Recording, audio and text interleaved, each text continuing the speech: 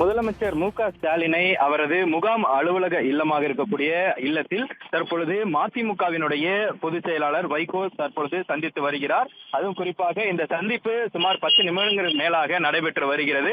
மதிமுகவினுடைய பொதுச் செயலாளர் வைகோ ராஜ்யசபா எம்பியாக கடந்த 2 தினங்களுக்கு முன்னதாக அவருடைய பதவிக்காலம் என்பது முடிவடைந்திருந்தது.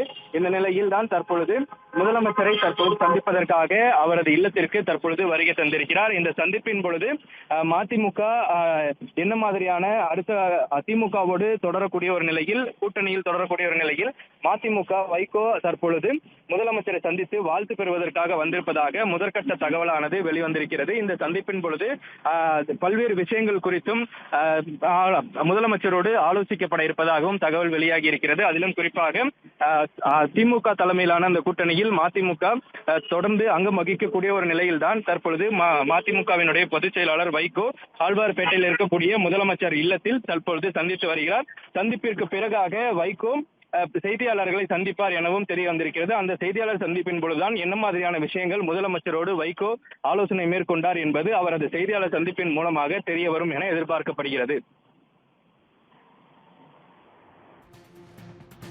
விவரங்களுக்கு நன்றி குணசேகரன்.